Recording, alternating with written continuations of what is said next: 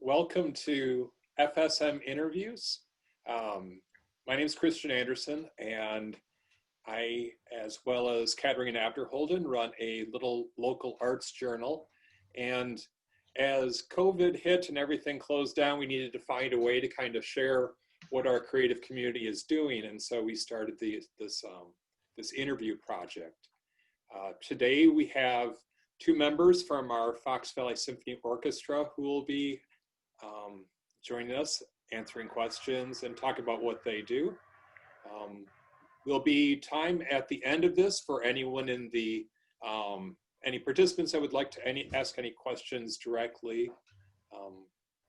But first, we just wanted to thank a couple of people who sponsor FSM, the Trout Museum of Art in Appleton, Wisconsin, Valley Academy for the Arts in Neenah, Mud and Prince in Appleton, the Fox Valley Symphony Orchestra, also in Appleton, and then all of our Patreon supporters.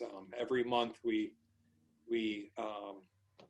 get a little donation from community members, and it's fantastic because we strongly believe that the arts should be supported by our community, and it's extremely nice to get those that Patreon supporter coming in for that. So let's start with the interview. We have Jamie LaFreniere and Kevin Sütterlin.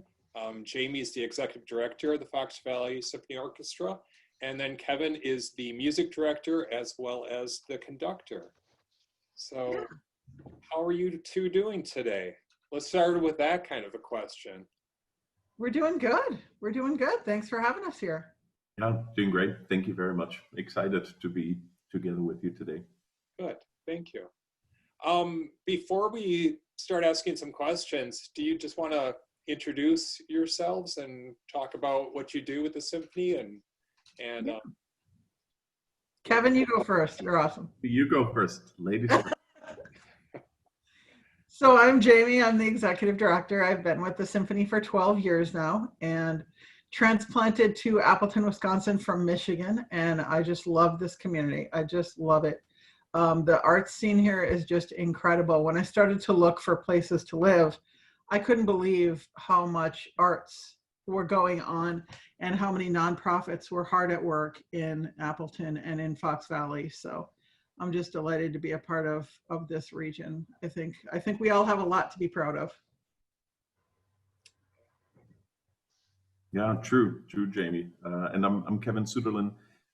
Like you said, Christian, I'm the conductor of the Fox Valley Symphony Orchestra, a position that I've held now for 1 year only. So I'm starting my second season now with the orchestra, and I'm incredibly excited for it, despite the challenges or the changes that we're looking at. But in a way, I'm really excited about those.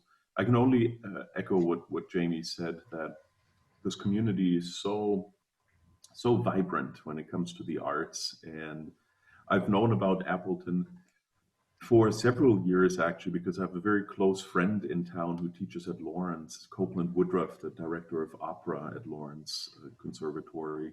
And when this opportunity arose, I thought I have to throw my head in the ring for this, my name in the hat for this. And I'm just so excited to get to be part of this wonderful community now. Yeah. Kevin is our COVID conductor. He had no idea. We wanted to make his first year here interesting, so we thought, a global pandemic, that would be perfect. All right, yeah. So how is the symphony reacting to this time of COVID? What are some things that you've been doing? It's been really interesting. I mean, the real shutdowns hit right at our busiest time of year. It hit right on concert weekend for us, actually. Things started to shut down on Friday, and our concert was scheduled for Saturday. I think it was March 16th or 15th, whatever the Saturday is. So it was we were right at the beginning of it. And so it took down our spring concert, our grand finale concert, two of our fundraisers, our youth orchestra, our outreach program. So everything was really hit because March and April are very, very busy months for us. So sadly, it happened right then. So it's been interesting, but our musicians were amazing and they pivoted really quickly to doing stay-at-home concerts, which we've been really proud of. They've been making a lot of music to share because people need music now more than ever to unify us and to give us something uplifting. Yeah, they found very creative ways. Some of our musicians recorded pre-performance talks, even where they would introduce the piece and talk about some unique details about it. Some found ways to make music with each other through virtual systems where you can either record yourself and then someone edits it together, or with these low latency softwares where now you can really make some live music through the internet together. Yeah, that's amazing. Do you have a link of some of these performances that maybe we can share for everyone? Yeah, they can go to foxvalleysymphony.com, or we also have a YouTube channel where we put all of the videos are up on our YouTube channel too. How have the musicians been in general as far as, responding to all of this? It's been really sad because, I mean, a lot of them are also teachers, which is you get double whammy because, they couldn't go to school and they couldn't make music with us. So that's really hard. Yeah. But they miss making music together, right, Kevin? They need to be together making some music. Absolutely right. I mean, this is a very difficult time for us artists that really kind of, I mean, that's our life, right? Getting together and making music with other people. And yes, it's about the music, but it's really also about the community, right? And the community amongst the musicians coming together as a family or a family of friends, and celebrate friendship through the music that we make together. And so that's been tough, but we've seen it as a challenge and as an adventure in trying to find ways to make music together as we go into this next season. And it's going to look very different, right? I'm sure we'll talk about it in a minute, but it's going to look very different, but we will be able to make some music together as a chamber orchestra. Yeah, because tonight you're going to be talking about what the new season's going to look like, right? You're going to be unveiling that. That's right. Yeah. Tonight we're resident partners with the PAC, and so we're having a big season reveal event together with the PAC where they will talk you through the events that they have planned, and we're going to do something very similar. Yeah, exciting. And I mean, we could have done what a lot of people are doing and just shut the door and, not thought about this again. Some symphonies are even going down until next fall, believe it or not. But, Kevin and I talked, and it was really clear that we just needed to make some music in our community, whatever that looks like. It's not going to look the same as it would have as our original plan, but there's going to be some music for sure. Has there ever been talk about doing outdoor performances and the possibility of that? Well, sadly, Bratz Beer and Beethoven. Yeah. That's our biggest event of the year, and unfortunately, we had to cancel it because we just couldn't have a crowd outside either. So that's a problem for us as well. Yeah. Of course, with outdoor events, you always struggle with the weather, right? It's a component that you just can't really influence very much. Sure. Acoustics are not ideal, of course, when you're outdoors, especially if you're symphony orchestra with string instruments and whatnot. But acoustics are secondary or perhaps even tertiary at this time, right? It's important to get together. So we have been talking about that. We're looking at some different options. Our priority would be to be indoors, because then we can for sure make music. We're not waiting to see what the weather does the day of. Yeah, absolutely. So COVID, that's just, a part of what we're dealing with right now in contemporary times. And the other thing that is really affecting us is this call for social justice and racial equity.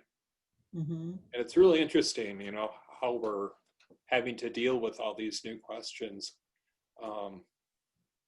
Now, I understand that as you're choosing music for what you want to perform, you're looking for something very specific, correct? In these choices, what are some things that how are you approaching the music that you're choosing right now? Yeah, I'm glad you bring this up, Christian, because that's a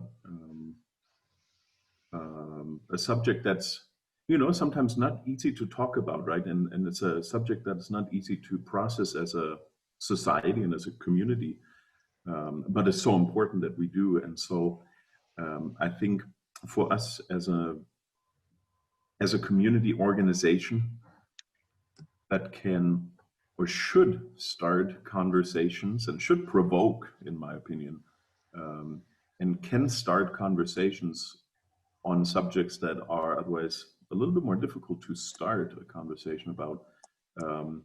This has been really important for us, really for years. You know, I always program in a way where every concert features music by underrepresented composers as well as living composers, because, you know, there's so much amazing music out there, but for really for decades now, all we've been hearing is the music of dead white males, you know, to put it bluntly. And manifold reasons for that, of course, and none of the reasons are good reasons, because there's so much amazing music by historically underrepresented composers, and because of you know, systemic racism and certain structures that have been in place for a long time, those composers' voices are not being heard. And we hope we can do our part and always work to question what we're doing, trying to reinvent what we're doing to make sure those voices are heard, but not just that, that we are also engaging our community and our society in a conversation about this topic. The way Kevin always describes it is building bridges through music. I love that. And you know, a symphony orchestra, just like any arts organization, should reflect or should be a mirror of the community that it lives in. Right? Because if it doesn't, then I think it has no justification. You know, if we're just here to play 5 concerts in a beautiful hall, right? Don't get me wrong, it's incredibly beautiful, but always just for the same people, and then the people get less and less, and it's always the same music that we perform. How are we then relevant, right? If we're not in the community, if we're not reflecting the community that we've grown, you know, grown in. So that's really important, right? And just to have these conversations. I'd be curious, Christian, how does this affect your work? If you don't mind me asking you a question. No, not at all. And it's a conversation, so you absolutely can ask a question. Well, my work, you know, there's my painting side, and then there's the other things that I do, like the paper that Kat and I have together, or teaching classes or whatnot. And I also curate small little shows. And I think that as an artist, it's hard for me to show in painting, although I have done a couple of pieces that directly are looking at social justice concepts. The best thing that I found I can do is provide a platform for others to kind of work through. And whether that's through an exhibition that I curate, or the paper that Kat and I have started, giving a platform for people to talk through, or, you know, I was painting in March, painting in April, and it seemed like what I was doing as an individual was really trite. Like I'm just, you know, putting paint on a canvas. And then I realized that I have a voice in my community, and I have the ability to make these creations. And so what I decided to do that I could do is I started taking commissions for people who wanted to pick up a painting, but I didn't keep any of the money. All the money is going out to Wisconsin-based Black organizations and leaders in the Black community to help educate. And that's one thing that I really felt that I could do with my work, is just, you know, we all need to help our community and pitch in as we can. And that's one thing I could do as an artist. I just thought that was a great combination, because you're making art to put out in the world, and you're also using that money to help organizations that need it. So I just thought that was a perfect combination. Thanks, Jamie. Thank you. Yeah. And wouldn't you say that you use your art to, I'm sure in your art, I've seen some of your amazing artworks, you provoke with it too, right? I mean, it's not just there to, just like with our music. Music, I think, is not just there to entertain, right? Or to provide solace, or to, it's not just positive feelings that we hope to emit, right, through our art. I very specifically sometimes program things that I know is going to make people uncomfortable, right? Or say things in the way I moderate through a program that I know will make people uncomfortable, you know, to ask some questions and make people, hopefully make people think. And I'd be curious how you approach that in your artwork too. Well, you know, I did a couple of paintings. One was called Costly Exchange, and another one, Weight on Society, that were, I made these paintings and looked at them and said to myself, if I could actually be doing that work, like as a white artist, I wondered if making that work really was me taking on someone else's voice. And I was actually uncomfortable with that.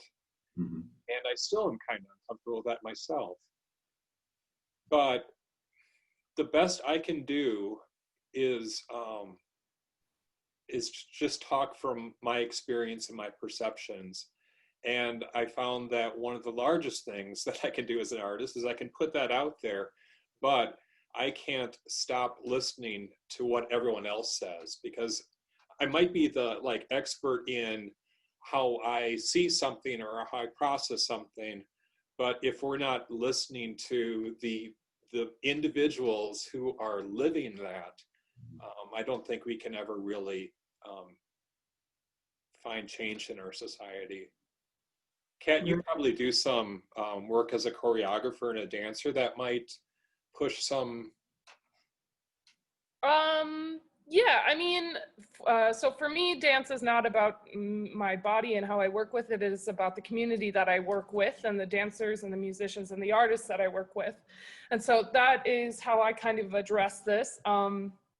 Me personally, I try to work with a very diverse group of people from artistic backgrounds and also ethnicity, because movement is so embodied that everybody's experiences are so different. And right now, you know, I'm in the process of creating a dance collective with a few other dancers in the Fox Valley. And we're trying to figure out a way how we can kind of create a diverse audience that may or may not be exposed to dance based off of their personal experience with art and dance. And how do we break down the barriers of tradition? For example, traditional ballet is always seen in a theater, and there's a very specific group of people that go see it, versus like a performance art piece with visual artists and dancers and musicians in a park, and you might randomly stumble upon it, and dance has never been a part of your life, but you were walking in the park that day and you see it. So that's kind of how I'm moving through this, and it comes down to being a platform and like a safe person, like allowing people to have the ability to express their experiences inside the art form, positive and negative, and then allowing them to share that with the community in a provoking way, whether it's comfortable or uncomfortable, but it's important because they can't be silenced, and they absolutely should not be. It's, yeah. And art can provoke that. That's the beautiful thing. I mean, I know, Christian, you do paintings where you listen to a piece of music and that you try to, you know, show on the canvas what you're feeling from the piece of music.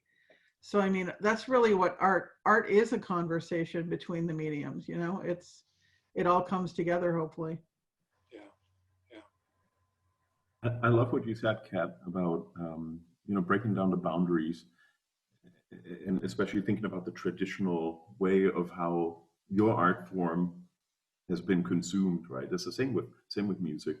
When we're sitting in a concert hall, musicians are up on an elevated stage, several feet away from the audience. The audience just kind of sits back and consumes, right? As always how I put this. Then it's sort of a one-way street, and I think that's if the symphony orchestras or musical organizations continue that path, they're not going to survive, because then what we do is simply not relevant anymore, right? It's about this, like you say, comfortable or uncomfortable dialogue, sometimes non-verbal dialogue, right? But being involved in the process, either in the process of creation or in the process of reflection on what is going on at that time. So I think that's something we're really trying to work out every single day, this question of how do we break down this invisible wall between the audience and the performers, and really how to make it one, right? Where the audience really becomes part of the performance. Mm-hmm. So that was going to be one of my questions, is what as an organization are you guys doing to break down that wall or barrier and really diversify the audience that receives your music? And I just say that because I've talked to people that have said, like, you know, oh, why would I go to the symphony? That's not something that I was raised with. That's something that I'm not comfortable with. That's definitely not a part of my cultural background. And it's a shame, because there's so much beauty in the symphony, and everybody should, you know, have that opportunity. How do we break down those walls or preconceived ideas of, like, the symphony is only meant for fancy, well-dressed people? Jamie, do you want to speak to that? Or? Well, it starts really, like Kevin said before, it starts with what he programs. I mean, it's possible that the audience won't know to ask for diverse composers or diverse pieces or pieces from other cultures. Maybe the audience doesn't even know where to start with that. But when Kevin programs something like that from a diverse composer or from another culture and brings that out, it gives voice to it, and it gives the audience a chance to experience something different. Like Kevin said, not just the dead white males that we're used to, you know, something other than Bach and Mozart. So it expands your horizons, I guess you want to say. It gives you a chance to listen to something else, and it's not all, you know, 80-year-old men in tuxes. That's what people picture when they picture the symphony, but that's not what the orchestra is about. It's about bringing music from all kinds of different cultures all together and showing that it really is a unifier. It really does bring people together. It's a language that you don't have to learn. Yeah. And the big hope of mine is that really the programs that happen outside of the concert hall will eventually bring more, you know, people of a more diverse background into the concert hall. So the programs that we do in schools, you know, starting from, elementary school kids, right, and going all the way through high school, and lots of collaborations with not just young people, people of all ages, people of all walks of lives. Being visible in the community, I think, is so important. Whether that's that's me, or really any of our musicians. We have a wonderful program, it's called In Harmony, where we have always a quartet going into different communities together with a music therapist, working with members of our community with disabilities. We have lots of programs where our musicians go into schools and help with the musical training, musical education of the kids. And that's something I'm very passionate about too. So every time I'm in town, when school is in session, I love to go into the classrooms and build relationships with the students as well as the educators, right? Because really, I mean, we're all one big family that celebrates music, finds joy in music, finds solace in music, and that really connects us. Right? And so the hope there is that down the road, this sort of stuffy idea, that stuffy image of classical music, hopefully can be broken down. And, I mean, what goes along with that too is what we do before concerts and pre-concert talks, trying to make them, really making an effort to make those more laid back and conversational, and also kind of breaking down some of these, rules of, they tend to be a little bit old-fashioned for me. For me, if someone is in the audience and, there's always this thing, when do you clap? Like, when do you clap? To me personally, I know every musician has a different take on that. If someone feels so much joy and exhilaration after a movement is done that they want to express that through clapping, I'm like, go for it, I feel that way sometimes when I'm sitting in the audience listening to a piece. I'm like, I really want to clap right now because this was freaking awesome. But societal norms tell me I can't, why? I find it a little bit silly. So yeah, we want people to feel joy. That's the point. That's the whole reason. So Kevin, you said something about when you're in town, and maybe some folks that see this video won't realize you actually are in a lot of different communities. And one of them is in Memphis, and you do work out in the community. How, I guess two things. One, what are all your different roles you play out in the world? But then the other thing is there something that you do specifically in Memphis that maybe could be replicated or something here in Appleton? Mm-hmm. Yeah, you're right. So Memphis, I called Memphis my home from 2012 on because I went to school there at the University of Memphis and immediately fell in love with the place. It's just such a gritty, it's a real city, real meaning, very honest, very gritty, soulful, laid back. And it was a lifestyle that I was not used to in Germany, right? So it was very, very different for me, but I loved it, fell in love with it, absolutely embraced it. And so my best friend Matthias and I, we still have a chamber orchestra there called Sinfonietta Memphis. And it's kind of a unique concept because there we really don't do any concerts in traditional venues. There's no concerts in concert halls. I think in the 7 years that we've had this orchestra now, maybe 2 out of the many concerts were in an actual hall.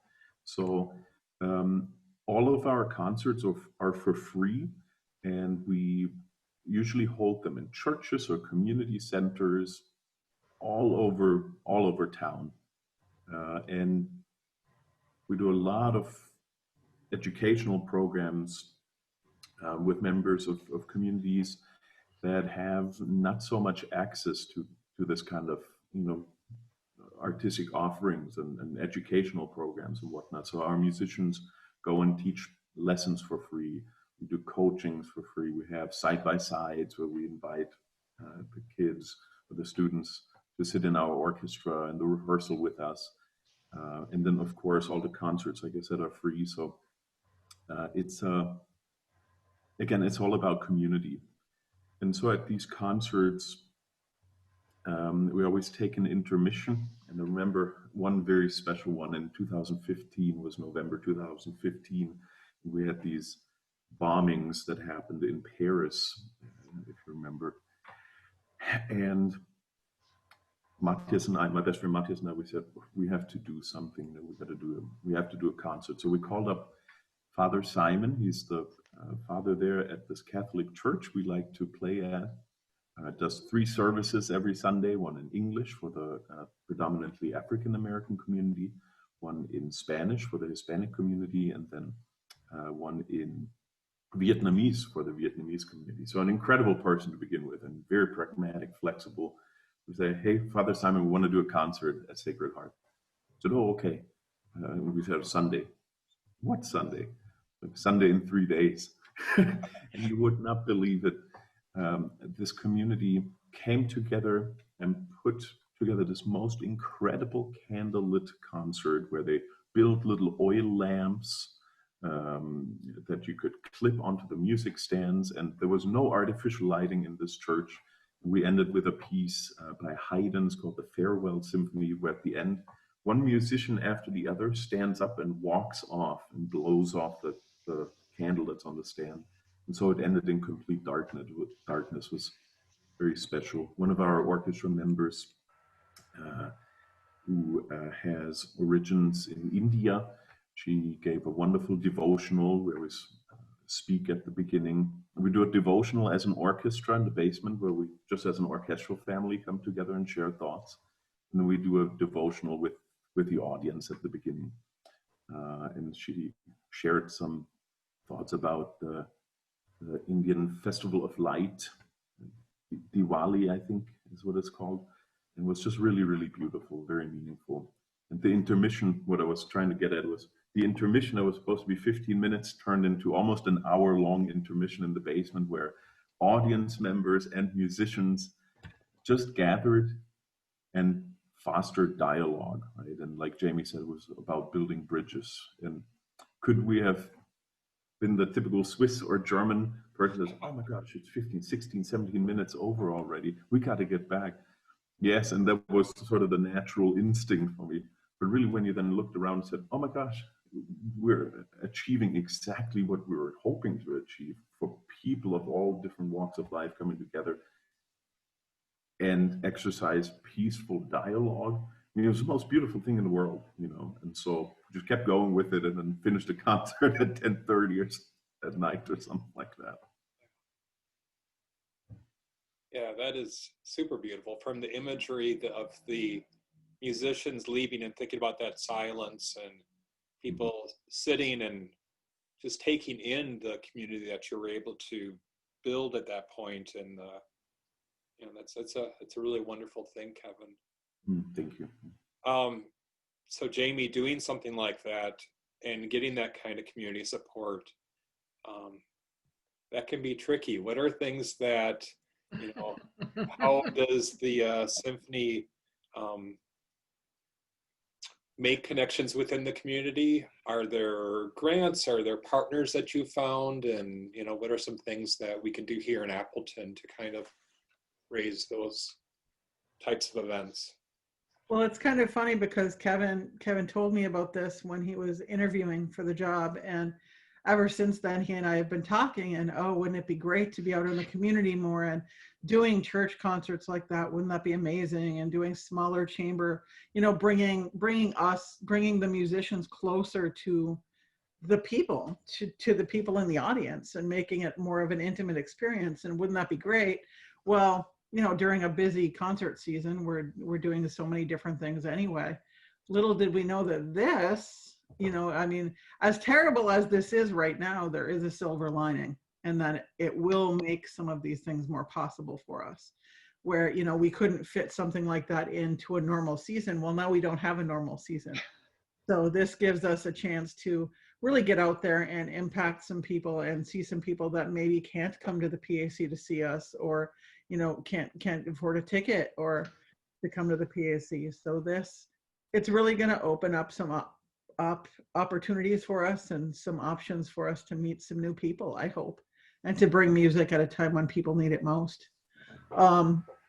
We always have our top 3 sponsors are the Bolt Company and Community First, and Community Foundation's always been great to us, and Thrivent.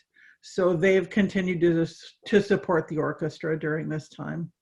But yeah, we pay our musicians and we pay our staff, and we have an office too. So we do have to keep going, but we're definitely looking forward to bringing music to people in a different way. And again, like Kevin said, it's really showing your value and your relevance to the community. If you can't step up right now and be a part of the community, what's the point? I mean, this is really what you're here for. As a nonprofit and as an arts organization, this is our time to shine, really. And I want to give a shout out to my dear friend Karen Nelson, too, at the Office of Diversity and Inclusion of the City of Appleton, who her and her entire team have been such incredible partners for about a year now. Feels a lot longer. Oh my gosh, truly feels like family. We have constant conversations and brainstorming sessions about what we can do different, what things can we offer the community, or what things can we be part of in facilitating, dialogue that hopefully will lead to a more understanding community and more understanding society as a whole, really, that we live in. And I always say that it sounds kind of cheesy, but hopefully making this world a little bit more peaceful through the work that we do. Yeah. We have the Dignity and Respect campaign folks with us in our lobby, and people can sign up and take the pledge right in our lobby. And, a few people have said, oh, that was a nice thing that you guys did for that one concert or for that first season. And what we have to keep reinforcing is it's not for one concert and it's not for one season. Like, this is part of our core mission. This is what we're here for. So that's an ongoing thing. Yeah. I took that pledge, so thanks for putting it out there. Thank you. And one of the things that we're trying to do with the newspaper, with FSM, is also including more conversation than just about, visual arts or dance or music or whatever. But artists, we don't always do this, but often we have to work within a context of what's happening in society. And we definitely want people to have the desire and the freedom to write articles that touch on some of those subjects of our more societal concerns, because that's what the arts reflect and that's what we live in. And, it's going to help. It will help people understand, I think, where artists are coming from and also where people are striving for equity when they can see how we're, trying to work together. I think that, just putting those conversations together, whether it's in a newspaper format or before a concert, and just letting that dialogue come out, I think is really fantastic.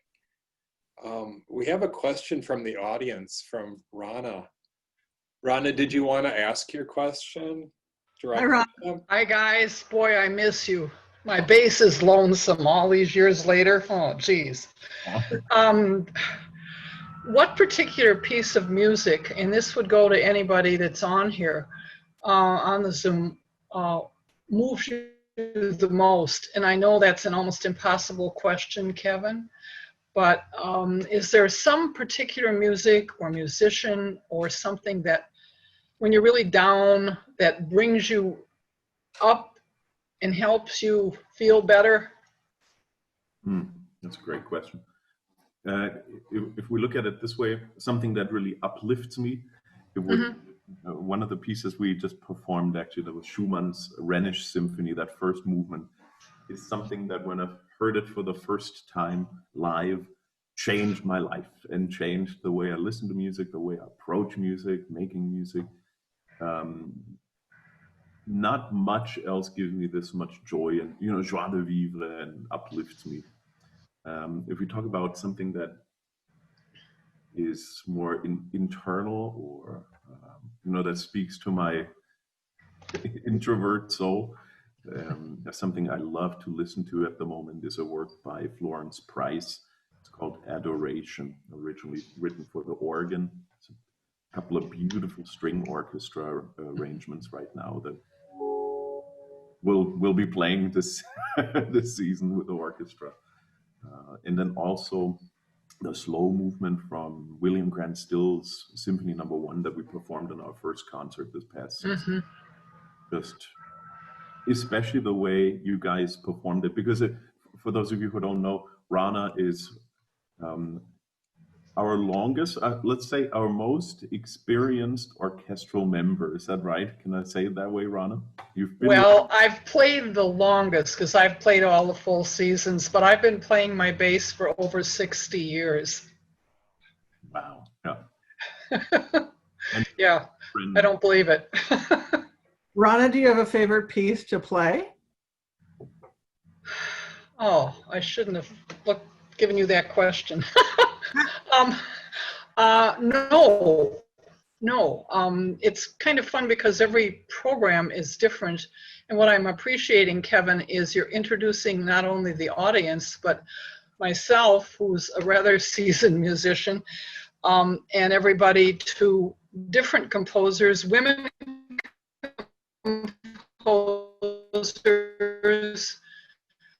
composers from different ethnic groups and so on. Appreciated immensely, but I tend to go to Beethoven. Nice. As a composer. Beethoven, Brahms, Mahler, Bach. I guess I'd better stop listing because I could go on. Right. Yeah, you know what I mean. Christian, thank you for having this.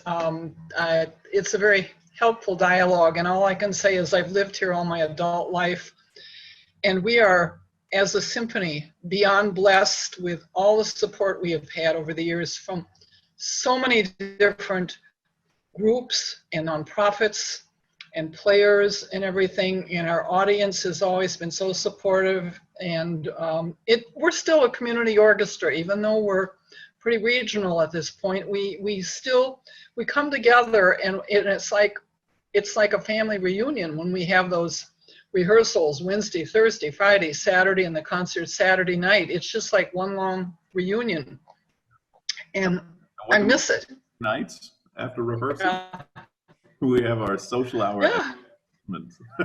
Well, yeah, we go for a brew at McFleshman's on Thursday night and have a good time, and it's a way of connecting with people. And like Jamie said, if we don't do this, why are we here? Mm-hmm. Yeah, we're the unofficial orchestra of McFleshman's Brewery. Yeah. Well, and of course, Kevin, you have the beer named after you. Yes, that was a big honor. Which is a mighty fine beer. It is. That's sure true. McFleshman's, right, brewed a symphony beer that they call Sütterlin. And so I called my parents up in Germany, and the first thing I told them was about the beer and not about my new job with the Fox Valley Symphony Orchestra. They were mighty proud. That's why he worked so hard to get the job during the interview process. I might have mentioned something about getting him a beer, so he really went for it. He really wanted this job. Well, Jamie, and this is where you come into the picture, because you have been extremely creative in listening to people and putting together different venues, things that we have never done before. I love it when a chamber group goes into, say, a memory loss unit or a school, which we've always done forever, but just the different places that we're going, and like Kevin, like you said, that are free, but everything costs money. You've got to rent the hall, you've got to pay for the heat and everything. So this has got to be a time to keep treading water to see us through this virus, but the music is going to keep feeding your soul no matter what. Yep. And that's where it helps to have great partners in the community and people who really want to help us bring music to people, and people who want to keep coming as audience members and keep hearing different kinds of music. I mean, it's really, it all works together. It's from the musicians to the sponsors, right, to the ticket buyer, to people sending their kids for music lessons. I mean, it's all a whole. It's all one whole. And it helps to be crazy, which Kevin and I are really good at. Yes.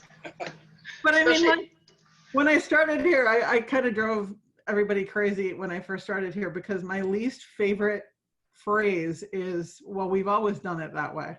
That's my least favorite thing to hear. I don't want to hear it. I don't care. Like, I don't care that you've always done it that way. It's okay. Like, that's great. But what else can you do? So it's good to look at other things too. Well, and Kevin, we're blessed with your presence because you are so international and liberated and young. And yet you have all these contacts. Oh my gosh. Thank you, Rana. That's so sweet. Yeah. Get to be part of this community. Yeah. Kevin, this is something I was interested in, going off of, Rana and saying that you have contacts. And I don't know if this is common or not, but can you talk a little bit about this work you did with someone named Dominic Argento? Yeah, Dominic. Good job. Yeah. It sounds like it was some kind of close partnership between the music he was creating and how did that work? I'm really interested in that. Dominic Argento, who he passed away very recently, was a wonderful American composer and really at home in the opera world. I'm originally a singer. I studied voice, so I have really a soft spot for opera. And Dr. Argento and I developed a really pretty close friendship in the last few years of his life.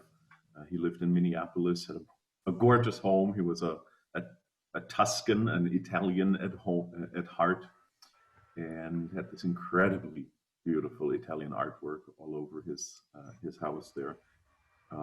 But together with Copeland Woodruff, actually, who's the director of opera right at Lawrence, and our wonderful friend Bethania Barai, in Memphis, we produced, it's really not a micro opera, but a short opera, about 45 minutes long. It's called Miss Havisham's Wedding Night. So it's the character of Miss Havisham from Dickens' Great Expectations. And that truly, it was a pretty intense process of working through that music, through that whole psychological stuff that goes on with Miss Havisham, and pretty intense work. But yeah, that friendship with Dr. Argento still means so much to me, and he was so kind and generous in opening his library to me. I wrote my dissertation on him, on his work, compositional style and whatnot, and so yeah, I sure miss him a lot. He made a mean martini that I can tell you. Interview him. That's when our friendship started. I came there to interview him, and I thought, it'd be serious. And when the first thing he asked me, you want a martini? You take it with vodka or gin? I said, oh, I shouldn't drink. I still have to drink. Oh, you don't drink? I said, okay, make me a martini. And it was good times. That's wonderful. So you sang, Kevin, maybe you still sing. Yeah, not anymore. Not much anymore. Oh, yes, you do. At rehearsals. And I heard that Jamie's hidden talent is she plays the trumpet. Trumpet player. Oh yes, I was a trumpet player. I can't sing to save my life, so Kevin's got to sing. Yeah. Are you still playing the trumpet then, Jamie? No, I haven't played for years. No. Gotta break that out. Oh man. If only you could hear me play. Yeah. I can't imagine. I wonder what I would sound like after all this time. I think I'm better backstage. That's what I think.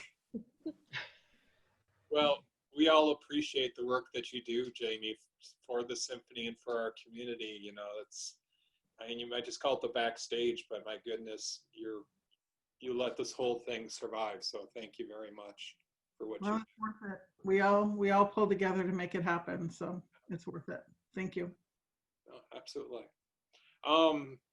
So we are probably going to wrap this up pretty soon. Does anyone else have any questions or things you want to talk about at all? Yeah, we have to get Kevin across town right now. He's off to the PAC to do a rehearsal for tonight's event. Yes, I'm already running late. I'm gonna drive Gerald crazy. I have my keys right here. I'm going straight from the screen to my car. So Good. So 6 o'clock tonight, right? Yeah. And is that going to be on Facebook, or how does that work? Yep. You can go to the Fox Cities PAC Facebook page. It'll be up there. Okay. And we'll be posting throughout it too. All right. Well, thank you so much, Jamie and Kevin, and everyone joining us here for our FSM interviews. We really appreciate it. And we'll see you later. Thanks for having us. Yeah, Bye. thank you. Bye. Bye-bye.